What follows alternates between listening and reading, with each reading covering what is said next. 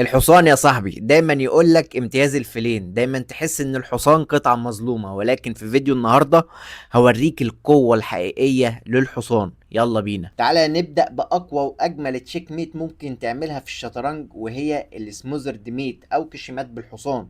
بتتعمل ازاي؟ ليها باترن معينة أو طريقة معينة. أولا في الموقف اللي قصادنا دلوقتي الأبيض يلعب، وهنا في فكرة كشمات بالحصان. بتبدأ طبعا بإن احنا بندي تشيك كده بهذا الشكل. لو جه في المربع الاف 8 بياخد تشيك ميت في واحد. طيب لو ما جاش ودخل في الاتش 8، ساعتها بقى بيبدا الباترن اللي معروفه او الطريقه اللي معروفه بان احنا بننزل بتشيك بالحصان، يجي على الديسكفرد تشيك نعمل تشيك تاني. طبعا نفس الفكره، لو جه في المربع ده بديله كش مات في واحد فيضطر ان هو يجي في الاتش 8. بقوم مضحي الوزير في حمى طبعا الحصان، ما يقدرش ان هو ياكله بالكينج ولكن يقدر ياكله بالرخ. بالحصان ننط على طول بتشيك ميت جميله ولا اروع ولا اشيك. هي دي السموزرد ميت او كش مات بالحصان. الموقف ده الابيض يلعب ويكسب، وزي ما احنا عرفنا الباترن بتاعت اللي تشيك ميت بالحصان. عايزك توقف وتفكر تحل وترجع، اعتبر انك رجعت، والنقله الجميله اللي اتحقق تشيك ميت بالحصان. الحل بتاعها طريقين، طبعا احنا عايزين نعمل ديسكفر تشيك على حس الوزير اللي ضارب الدياجونال، فعشان كده ممكن نروح بالحصان اما في السي 5 او في الاف 8. في كلتا الحالتين هنعمل تشيك ميت او سموزرد ميت. يعني مثلا لو جه كده، طبعا لو راح كده بياخد تشيك ميت في واحد، فاجباري ان هو يخش بالشكل ده عشان نجبره يجي على الديسكفرد تشيك تاني اونلي موف او فورسد موف، ان هو يجي بالكينج في السي 8 عشان نعمل دبل تشيك. واي دبل تشيك في الشطرنج عارفين ان هو لازم يتحرك. لو جه في الدي 8 هياخد تشيك ميت في واحد في واحد.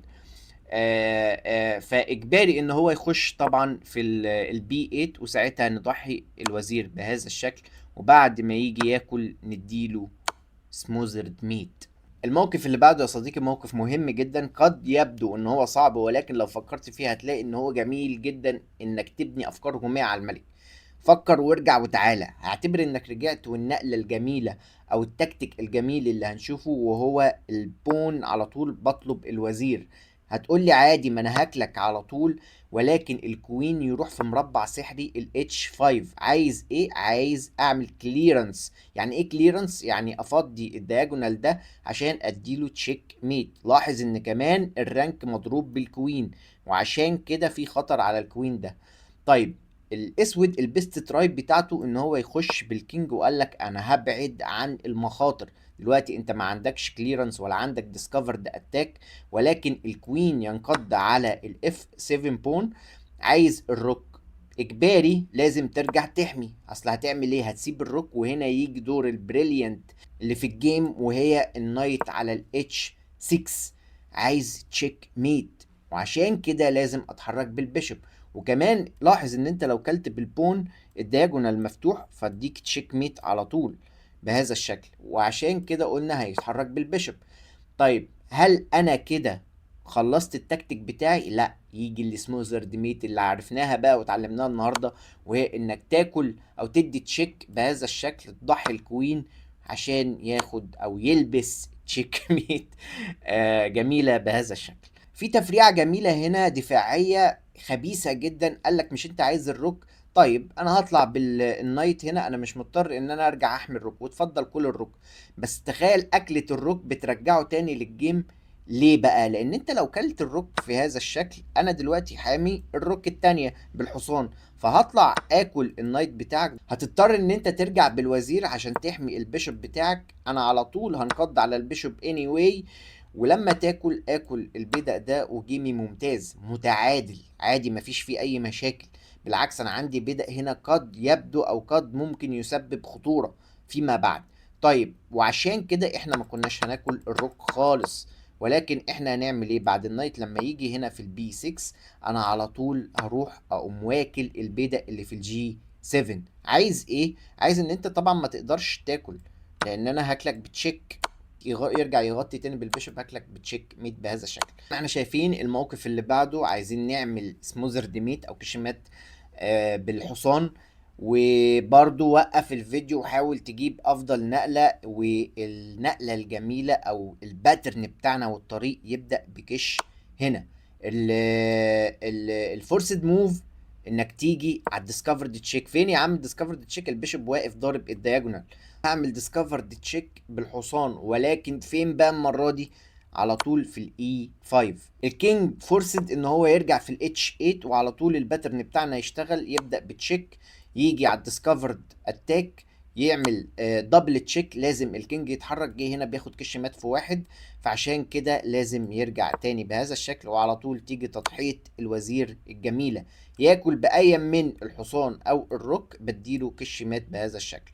يعني لو كل كده بديله كش مات، وطبعا الدياجونال ضارب الدنيا. جميلة جدا المات. الموقف اللي بعده يا شباب، كشيمات في 3 نقلات وهياخد سموزر ديميت، جميلة من أروع ما يمكن، وفيها تضحية للوزير. فكر وتعالى نشوف ايه اللي حصل في الجيم. النايت هينط بتشيك إجبارية، الكينج لازم يتحرك. هيروح فين إلا الجي 1؟ بعد جي 1 يحصل تضحية جميلة للوزير هنا بكش، لازم ياكل والا هتكون كش مات، اجباري ياكل بالرخ. وعشان النايت التاني ينط بتشيك ميت الحصنة من اقوى ما يمكن.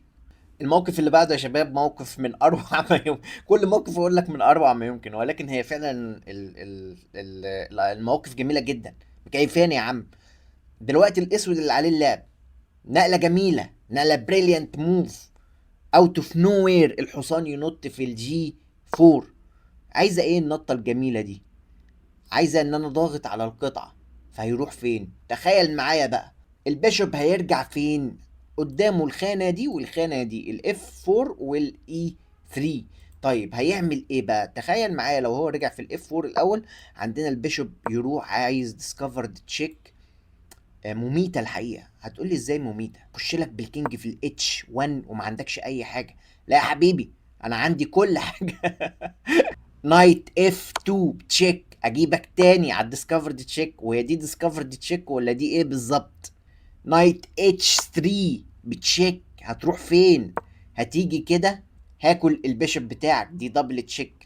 يبقى اذا انا مضطر ان انا اكل النايت بتاعك ده. انت كده لبست نفسك في تكتيك تاني، ديسكفرد تشيك بهذا الشكل، والكوين بتاعك راح. يبقى اذا رجعت البيشوب في الاف 4 مش افضل حاجه. تعال نشوف لما البيشوب بيرجع في الاي 3. بعد نطة الحصان الجميلة اللي شفناها، عرفنا النقلة دي وقلنا انها مش افضل حاجة، ولكن البيشوب هيرجع في الاي 3 على طول. انا هاكل نايت تيكس على الاي 3، روك تيكس. بص بقى النقلة الجميلة، انا دلوقتي عايز الروك، وعايز من بعده ديسكفرد اتاك على النايت. لاحظ ان الكوين على نفس الدي فايل، وطبعا الكينج اوفرلودد، هيحمي ايه ولا ايه؟ فانت لو رجعت بهذا الشكل، انا باكل على طول بتشيك، تاكل بايا كان، باكل بالحصان، باكل الحصان بتاعك، يبقى انا كده متفوق قطعه. طيب هتقولي طب ما انا هرجع في الاي 8 بقى، خلاص قطعه محميه، باكل اني anyway. ما تقدرش تمد ايدك على البيشوب، لان انت لو كلت بهذا الشكل انا على طول بديك ديسكفرد تشيك، وعايز الكوين بتاعك هتتحرك، طبعا باخد الكوين بتاعك. طيب امال يعمل ايه في الموقف ده؟ يبقى اذا النقله التالتة المنطقيه ان هو ياكل البيشوب بتاعك كده، ويبقى كده حل كل حاجه. ولكن هو ما حلش اي حاجه الحقيقه.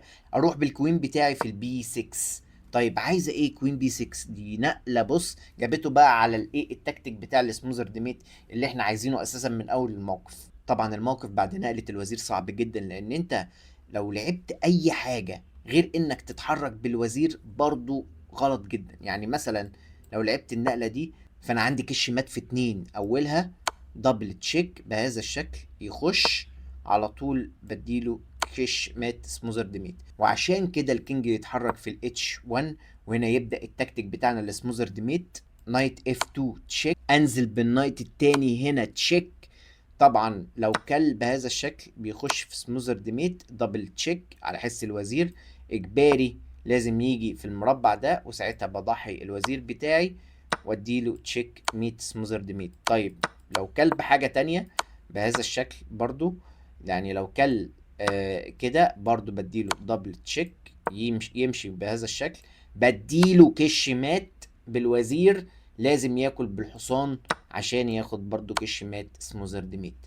الفيديو طول مننا سنة او سنتين، ولكن هيبقى لنا جزء تاني لسه في مواقف انا عايز اتكلم فيها واظهر فيها قوة الحصان والتناغم بقى ما بين الحصانين. وفي كشمات تانية مشهورة جدا، لو عرفتها اكتب لي في الكومنتات، بيخش فيها الحصان كعامل رئيسي فيها. غير طبعا الكشمات بحصان وفيل. في كشمات مشهورة قوي، لو عارفها اكتب لي في الكومنتات، وعايزك يعني لايكات، شير، سبسكرايب، الحاجات الجميلة دي. واشوفك على خير في حلقة جديدة، والسلام عليكم ورحمة الله وبركاته.